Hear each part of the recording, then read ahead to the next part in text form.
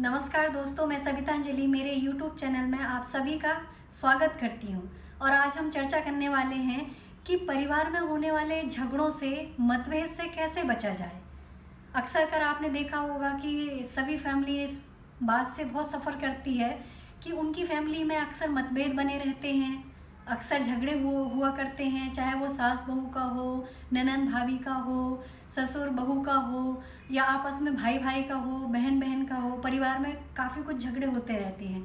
तो उससे निपटने के क्या रास्ते हैं और उसके क्या कारण हैं, दोनों मैं आपको डिटेल में बताने वाली हूँ। तो सबसे पहले हम चर्चा करते हैं कि परिवार में जो झगड़े होते हैं उनका कारण क्या होता है। तो दोस्तों, जब हम इस बात पे विचार करेंगे तो इसमें सबसे पहला जो कारण होता है वो है कि विचारों की असमानता। ये तो परिवार को यदि छोड़ो तो दोस्तों के बीच, ऑफिस में, हर जगह विचारों में असमानता होने की वजह से झगड़े का कारण होता है। तो जब परिवार में 5 सदस्य हैं, 10 सदस्य हैं, जो सदस्य रह रहे हैं, तो उनके विचारों में तो असमानता होगी ही, क्योंकि हर व्यक्ति की अपनी एक थॉट होती है, वैल्यूज़ होते हैं। और किसी भी सिचुएशन को समझने की, सोचने की, उस पर जवाब देने की, उस पर रिएक्ट करने की अपने अलग ही एक पॉइंट ऑफ व्यू होता है, अपने अलग एक विचार होता है हर इंडिविजुअल व्यक्ति का। तो विचारों में असमानता है तो लड़ाई झगड़े तो होना स्वाभाविक सी बात है। तो ये एक वजह है कि विचारों में, थॉट में जो असमानता है, जो अंडरस्टैंडिंग अच्छी नहीं है, या जो विचारों में भेदभाव है, उसकी वजह से झगड़े बनते हैं। अगला जो कारण है वो है स्वार्थी होना। बहुत से फैमिलीज़ में ऐसा होता है कि कुछ औरतें हो या जेंट्स हो, स्वार्थी होते हैं, चाहे वो अपने अहंकार से रिलेटेड हो, स्वाभिमान से रिलेटेड हो। कुछ लोग होते हैं कि जिनमें इतना ईगो ऊपर होता है कि वो अपने ईगो को या अपने सम्मान को ठेस ना पहुँचे, चाहे वो गलत भी हो। इतने स्वार्थी होते हैं उस बात को लेकर कि चाहे वो गलत भी हो पर वो अपने आप को नीचे नहीं देख सकते। उन्होंने जो कह दिया तो कह दिया, वही सच है, वही दुनिया का सबसे बड़ा सत्य है। इस बात को लेके वो स्वार्थी होते हैं। और कुछ लोग होते हैं धन संपत्ति से रिलेटेड, जैसे कि यदि घर में 2 बेटे हैं, दोनों में एक कम कमाता है, एक ज़्यादा कमाता है, तो जो ज़्यादा कमाता है वो भाई भी ज़्यादा रौब दिखाता है और उसकी वाइफ भी ज़्यादा रौब दिखाती है, बात बात पर अब खुद को सही साबित करती है, भले वो गलत हो। तो इस तरह मतभेद बनते हैं, क्योंकि वो चाहते भी हैं कि यदि घर में मतभेद हो, झगड़ा हो जाए तो परिवार का बंटवारा हो जाए, अलगाव हो जाए और वो अलग रहने लगें, क्योंकि वो ज़्यादा कमाते हैं। तो कुछ लोग इस तरह से स्वार्थी होते हैं कि किसी न किसी मुद्दे पे झगड़ा करते रहेंगे, लोगों को नीचे दिखाएंगे, ताकि वो जो चाह रहे हैं कि घर में अलगाव हो जाए और वो अलग रहने लगें, और जो वो कमा रहे हैं वो उसकी हिस्सेदारी ना हो, वो सिर्फ उनके पास रहे। तो ये भी एक कारण होता है कि स्वार्थ में डूबकर लोग घर में झगड़ा करते हैं और उससे घर का माहौल बिगड़ता है, घर में अशांति बनी रहती है। तो ये भी एक कारण होता है। अगला है कि धैर्य की कमी। आज के समय में आप भी देखते हैं कि जो हमारे सास ससुर हैं, उनके जो माता पिता हैं, जैसे कि दादा परदादा, इनको देखें, पहले के समय में धीरज बहुत ज़्यादा था, धैर्य बहुत ज़्यादा था। घर में कोई बात हो भी जाए, यदि कोई गुस्से वाला है, उसने कुछ बोल भी दिया तो सुनकर रह जाते थे, सब्र रखते थे, ताकि घर का माहौल ना बिगड़े, घर में झगड़ा नहीं हो। लेकिन आज के समय में तो आप भी जानते हैं कि हर किसी का गुस्सा नाक पर चढ़ा रहता है। जब देखो तब कोई किसी को भी धौंस दिखाता रहता है, जरा सी बात पे भड़क जाता है, किसी की एक पल भी, इतनी छोटी सी बात भी सहन नहीं करता है, और ईगो हर्ट होता है कि सामने वाले ने मुझे ऐसा कैसे सुना दिया। तो आज के समय में धैर्य की, धीरज की, पेशेंस की बहुत ही ज़्यादा कमी है। ये भी एक मुख्य कारण है कि घर में झगड़ा पनपने का, क्योंकि किसी में सहन शक्ति ही नहीं बची है। सहन शक्ति की कमी की वजह से किसी ने कुछ 2 बात हो भी गई है, या किसी ने ऊंची आवाज़ में बोल दिया है तो भड़क जाएंगे और छोटी सी बात का बतंगड़ हो जाएगा और घर में तमाशा बन जाएगा। घर की जो खुशहाली है उस पर अशांति के बादल छा जाएंगे और घर में इतना झगड़ा हो जाएगा छोटी सी बात को लेके, क्योंकि किसी में धैर्य ही नहीं है कि कोई सब्र बना सके, किसी का मन शांत हो, ये तो है ही नहीं। अगला कारण है मिसअंडरस्टैंडिंग। बहुत से कारण ऐसे होते हैं कि जो बात आपको पता ही नहीं थी, या बात आपके आमने सामने नहीं हुई है, जैसे कि जेठानी ने देवरानी को कुछ आपस में नहीं कहा, लेकिन ननंद ने जाके देवरानी से आग लगा दी। छोटी सी बात थी। जेठानी ने ननद से बोला कि उसको बोल देना कि वो ये कर ले, शायद वो भूल गई है। तो ननद ने आके देवरानी को बोला कि वो तो भाभी, बड़ी भाभी बोल रही थी कि आपने तो किया नहीं, जानबूझ के नहीं किया, आप भूलने का नाटक करते हो, आपने काम नहीं किया, आप काम से बचना चाहते हो, और पता नहीं क्या क्या।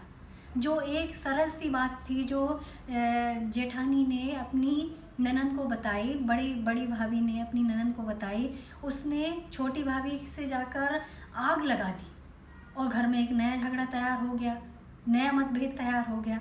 तो मिसअंडरस्टैंडिंग या मिसकम्युनिकेशन, जो कम्युनिकेशन गैप होता है, वो भी एक वजह है झगड़ा पनपने का, झगड़ा पैदा होने का। तो इससे भी दूर रहें। यदि आपके कानों तक कोई बात आई है किसी तीसरे व्यक्ति के द्वारा कि आपकी सास ने ये कहा है, आपकी जेठानी ने ये कहा है, आपकी ननद ने ये कहा है, आपकी देवरानी ने ये कहा है, या आपस में भाई भाई में कभी कभी पत्नियां भी भड़का देती हैं कि छोटे भाई तो ये बोल रहे थे, पापा तो आपके खिलाफ ये बोल रहे थे। तो जब तक आप अपने कानों से ना सुने, बात को लाइटली लें, ये नहीं बोल रही हूँ कि आप अपनी वाइफ की बात को ना माने सुने, लेकिन जब तक आप पूरी तरह से इस बात को लेकर संतुष्ट ना हो जाएं कि आपकी माँ ने, भाई ने, या उसकी वाइफ ने, या परिवार में किसी भी सदस्य ने आपके खिलाफ ये बात बोली है, तब तक आप रिएक्ट ना करें, ओवर रिएक्ट ना करें। यदि आपको लग भी रहा है कि क्या ये बात हुई है, तो जाकर सामने वाले से सीधा सीधा पूछ लें, सरल भाषा में पूछ लें कि क्या आपने ये बात कही है, आपको इस मैटर पे कुछ समस्या है, तो आप डायरेक्टली जाके चर्चा कर लें शांत स्वभाव के साथ, तो प्रॉब्लम ही नहीं खड़ी हो। तो मिसकम्युनिकेशन या कम्युनिकेशन गैप भी एक बहुत बड़ी वजह है घर में झगड़ा होने का। और अगला है, और सबसे बड़ा, अहंकार। आज के समय में हर किसी का ईगो बहुत हाई रहता है। हर किसी के साथ ये प्रॉब्लम है कि वो, उसका अहंकार इतना ऊपर है कि वो अपने घर के माहौल को भी उसमें डूबो। कहना चाहिए कि चाहे तो वो शांत स्वभाव से उस समस्या का हल निकाल सकता था, पर कहने को तो भगवान ने भी बोला, भगवान कृष्ण ने गीता में बोला है कि परिवार में जो मतभेद होते हैं, परिवार में जो झगड़े होते हैं, उसका मुख्य कारण ये है कि हर व्यक्ति की सोच ये होती है कि मेरी सत्ता बनी रहे, मेरा प्रभाव बना रहे, और उस प्रभाव को बना रखने के लिए वह सामने वाले को गलत साबित कर देता है। उसके तर्क वितर्क को, सामने वाले ने यदि कोई बात रखी है तो सिर्फ अपने प्रभाव को डालने के लिए वो सामने वाले के तर्क वितर्क को भी गलत साबित कर देता है, सामने वाले को ये जता देता है कि तू गलत है। क्योंकि हर व्यक्ति ये चाहता है कि परिवार में उसकी चले, उसका मान सम्मान सबसे ज़्यादा ऊपर हो। उसने यदि कोई बात कह दी है, भले वो बात गलत है, फिर भी सब लोग उसकी बात से सहमत हों, सब उसकी बात का सपोर्ट करें, सम्मान दें। ये हर व्यक्ति के नेचर में होता है। इसको कहना चाहिए कि अहंकार, कि आप गलत हैं, आप समझने को तैयार नहीं है कि आप जो बात कह रहे हैं वो सही है या गलत है, या आपके परिवार के पक्ष में है या विपक्ष में है, या उस बात से आपके परिवार को कोई हानि भी पहुंच सकती है।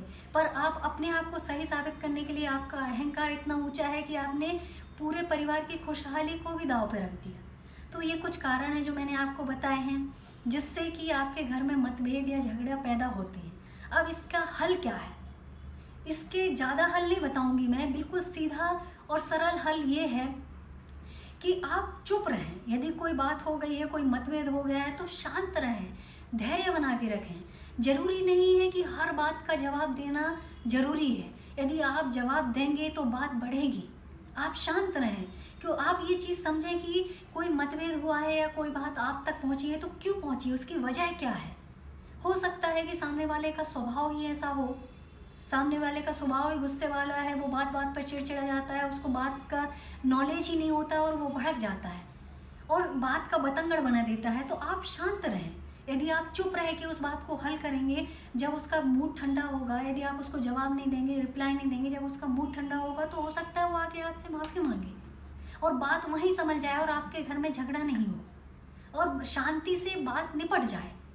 यदि आप अपने अंदर ये स्वभाव लाएंगे कि आप शांत रहें, रिएक्ट ना करें, रिप्लाई ना करें, तो आपके घर में जो शांति है वो बनी रहेगी और ये जो समस्या पैदा होने वाली थी किन्हीं लोगों की वजह से, तो वो नहीं होगी और आपके घर में जो झगड़ा बनने वाला था वो भी शांत हो जाएगा, समाप्त हो जाएगा। अगला है कि आप ये नहीं सोचें कि आप जवाब नहीं दे रहे हैं तो आपने हार मान ली है। बहुत से लोग ये सोचते हैं कि यार चुप रहेंगे तो ये तो हार मान ली मैंने, मैं गलत नहीं था फिर भी मैं हार क्यों मानूं।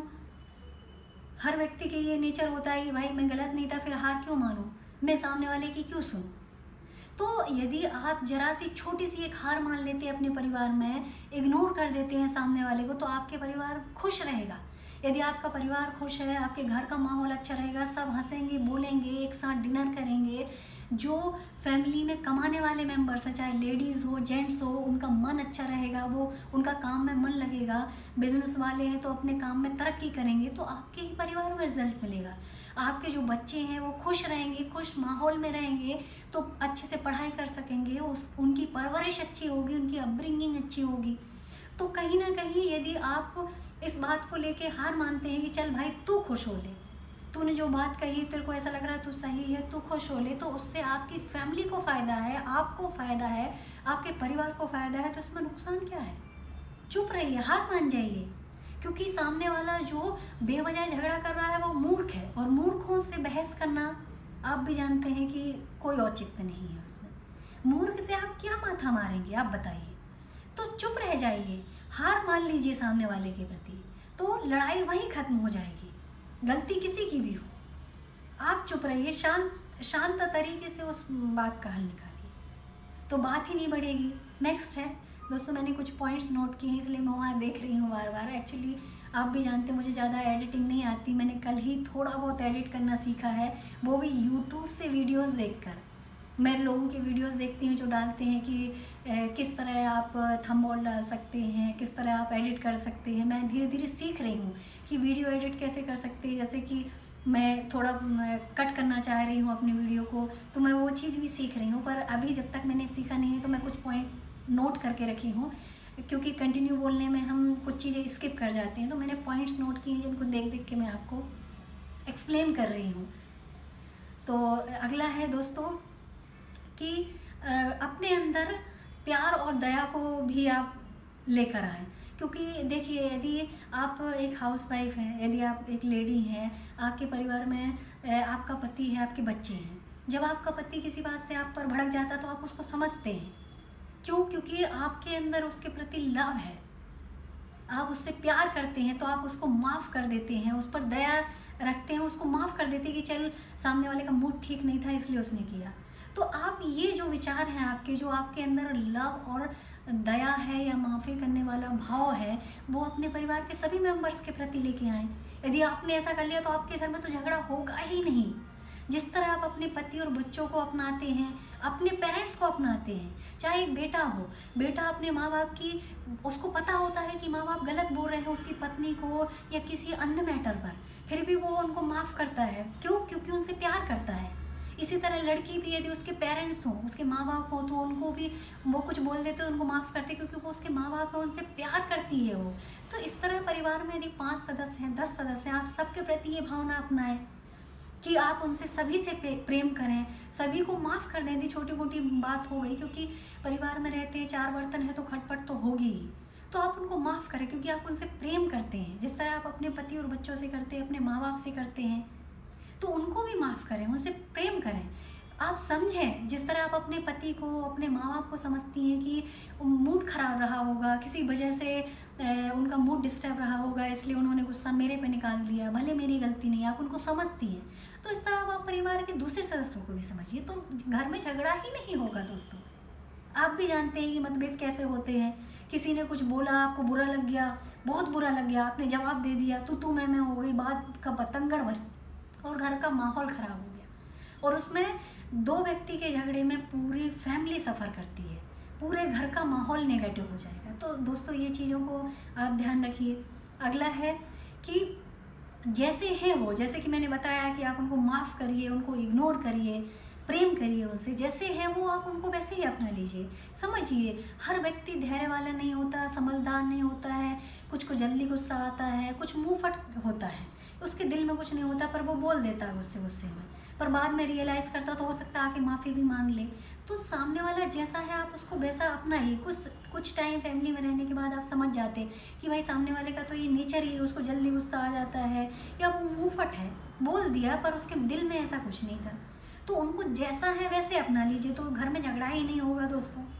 अगला है कि अपने अंदर नेगेटिव थॉट मत बनाइए। मैक्सिमम ये प्रॉब्लम जो है वो लेडीज़ में ज़्यादा होती है कि यदि 1-2 बार 3 बार 4 बार खटपट हो गई, सास से हो गई, जेठानी से हो गई, ननद से हो गई या देवरानी से हो गई, तो वो अपने मन में एक चिढ़ पैदा कर लेती हैं, एक नफरत सी पैदा कर लेती हैं। फिर उनको अगले वाले के अंदर जो क्वालिटीज़ हैं वो भी नज़रअंदाज कर देते हैं, और उसमें सामने वाले में उसको हर बात पर खोटी नज़र आती है। तो अपने अंदर एक नेगेटिव थॉट, नेगेटिव वाइब सामने वाले के प्रति पैदा नहीं होने दें। भाई 4 लोग हैं, चारों की विचारधारा जो थॉट है वो अलग अलग है, तो मैच करना तो पॉसिबल नहीं है। आप कूल होकर, काम होकर, अपने अंदर सब्र लाकर अपने परिवार में जो प्रॉब्लम्स है उनको सॉल्व करते हुए खुशहाली पैदा कर सकती हैं। और आपका परिवार खुश तो ये देश भी खुश, और आपके परिवार में यदि सारे मेंबर्स खुश हैं तो आपके बच्चे खुश, उनका पढ़ाई लिखाई में मन लगेगा, आपके परिवार में सब एक साथ बैठकर खाएंगे, घर का माहौल अच्छा होगा। जो कमाने वाले मेंबर्स हैं, बिजनेस या जॉब करने वाले, वो भी अच्छी तरह से अपने काम में मन लगा सकेंगे और आपके परिवार की तरक्की होगी। तो दोस्तों, मैंने इस तरह कुछ अपने पॉइंट्स, जो मेरी विचारधाराएँ हैं वो मैंने आप तक रखी हैं।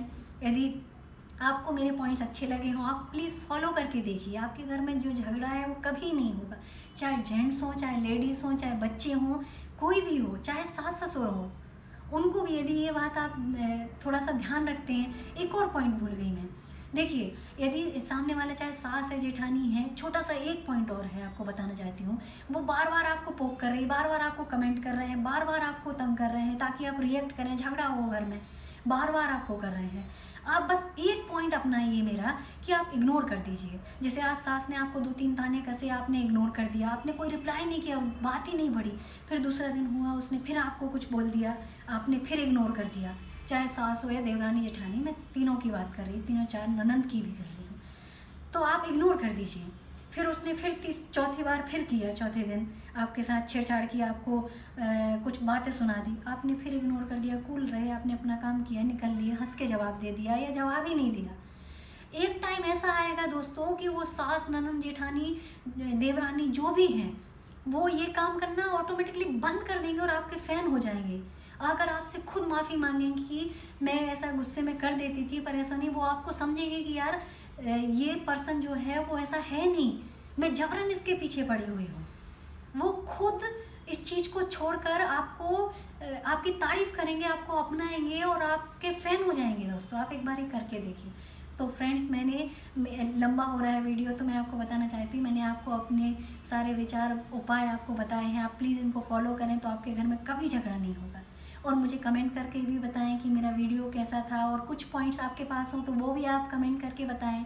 और कोई समस्या हो आपको फैमिली से रिलेटेड या किसी भी मैटर पे, आप कमेंट करें, मैं आपके लिए वीडियो ज़रूर तैयार करूँगी और आप तक रखूँगी। Thank you so much guys. यदि आपको मेरा वीडियो पसंद आया हो तो प्लीज़ लाइक करें, सब्सक्राइब करें, बेल आइकन को प्रेस करें ताकि मेरे आने वाले वीडियोज़ का आपको नोटिफिकेशन मिल सके। Thank you so much. Thank you.